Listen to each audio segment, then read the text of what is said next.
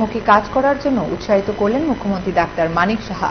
মঙ্গলবার আগরতলা রবীন্দ্র ভবনে সমবায় দপ্তরের অনুষ্ঠানে উপস্থিত ছিলেন তিনি। সাথে ছিলেন রাজ্যের সমবায় মন্ত্রী শুক্লাচরণ নোয়াতিয়া।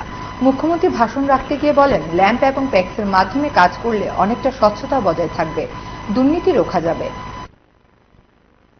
আমরা লক্ষ্য 100% স্যাচুরেশন যাতে আসে সেই দিশায় আমরা কাজ করছি এবং সেটা অবশ্যই আমাদের করতে হবে।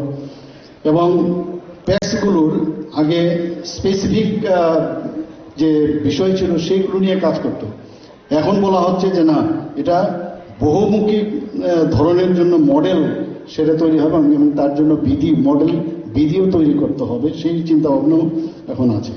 পঞ্চায়েত এবং গ্রামে এই ধরনের বহুমুখী প্যাক্স, যেমন দুগ্ধ মৎস্য সমবায় সমিতি প্রতিষ্ঠা করা, প্যাক্সের মাধ্যমে পরিষেবা প্রতিষ্ঠা করা, কমন সার্ভিস সেন্টার যেটা এখন আমাদের ত্রিপুরাতে অনেক জায়গায় শুরু হয়েছে, কিন্তু যাতে আমাদের এই প্যাক্স এবং ল্যাম্পসের মাধ্যমে সেগুলো যাতে আরো বেশি করে করা যায়, তাহলে অনেকটা ট্রান্সপারেন্সি হবে এবং এতে করে দুর্নীতির যে বিষয় থাকে সেটা কিন্তু অনেকটা রোখা যাবে।